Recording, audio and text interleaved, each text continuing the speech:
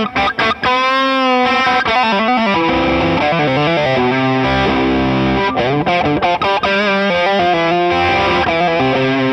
guys, it's Devin Townsend, here again at Framus and Warwick in Marknenkirchen, so I can say it now. So we're working on a guitar together, but until that is ready to be presented, I agreed to give a run-through of this current production model, which is the Framus AK1974.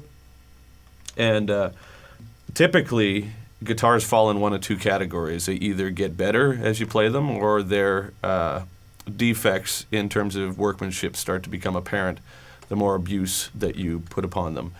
And I'm very happy to say that over the past year, these Framus guitars have turned into better instruments than they were in the beginning, which says a lot about the craftsmanship, and I'm on board, so to speak. I love these guitars. They're killer, man.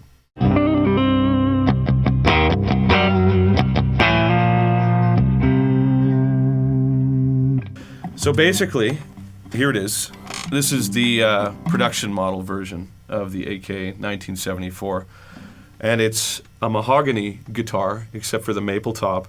And the whole guitar is constructed from mahogany, including the cavity covers, which are also made from mahogany as well. It's a neck-through construction, solid along the middle, and then hollow on the sides.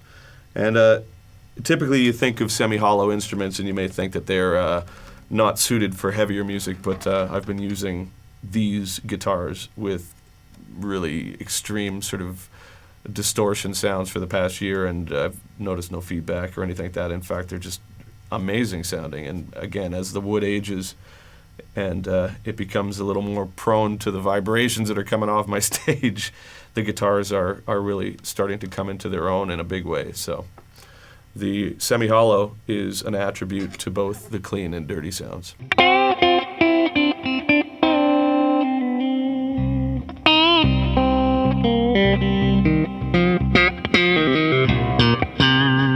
But they come stock with these Seymour Duncan Sh1 in both the bridge and the neck.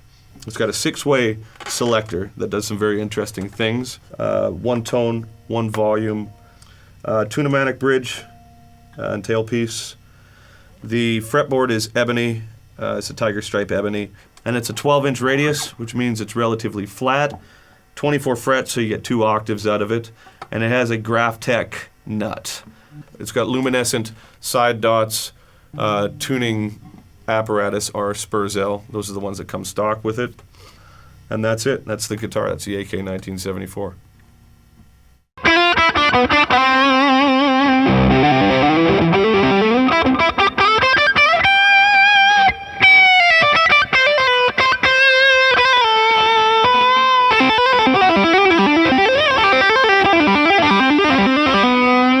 Okay, so here we are. We're going to discuss this pickup system that they've got hooked up with the rotary switch here. And starting from position 1 here, you're rolling both humbuckers in full bore mode, right? So it's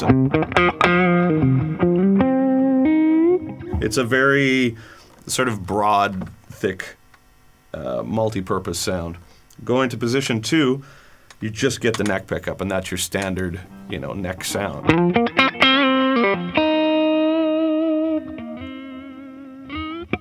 The third position here takes these 2 pickups, of course, and splits the coils. So the neck pickup is on the lower coil and the bridge pickup is in the top coil.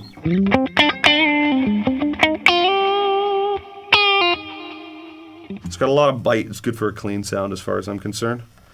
Then position 4 puts it just into the bridge position.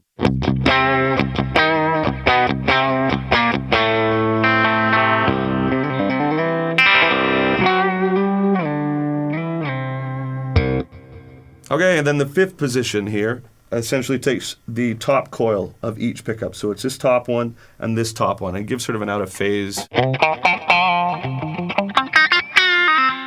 real sort of quacky sound. And then the 6th position takes both the humbuckers again, but puts them out of phase with each other completely. So you get a real...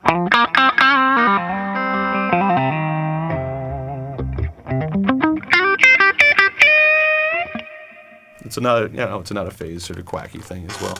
I find that those sounds are useful for effects more than anything else, and I keep, when I'm using this, between 1 and 4 as my main sounds.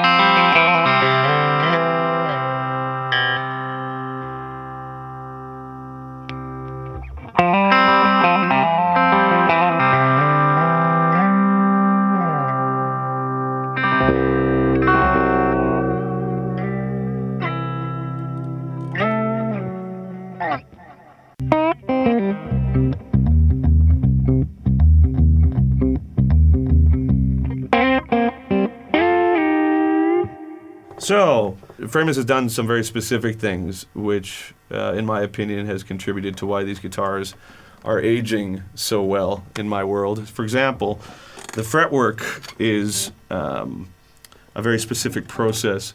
I think it's called invisible fret technology. They've got a 2mm gap on either side of the canal that they cut in to put the frets.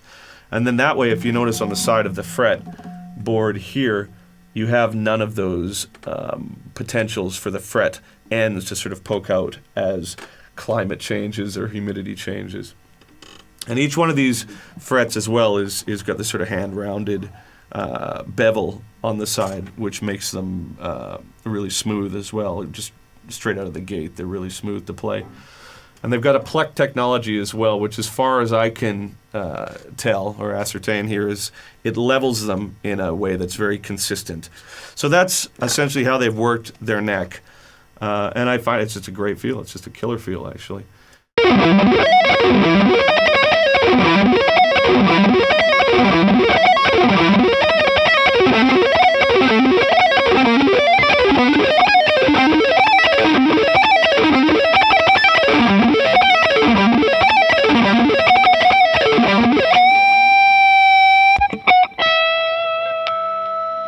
But the UV lacquering process that they've done is a very thin lacquered finish, but it's cured via a UV light. And the particular lacquer they use is sensitive to that light to the point where you just put it into this machine and it cures within, I think it's 15 seconds. And that particular UV finish is also much easier on the environment in terms of similar sound qualities to a nitrocellulose finish without the incredible toxic horror that comes along with that process. So there you go. And I think that if you notice, I've put up a bunch of videos recently of going through the factory because I love those sort of how it's made sort of things. And if you tune into those on the Warwick channel or on my channel, you'll see that process in action, and it's really a cool way they put these things together. So check it out, man.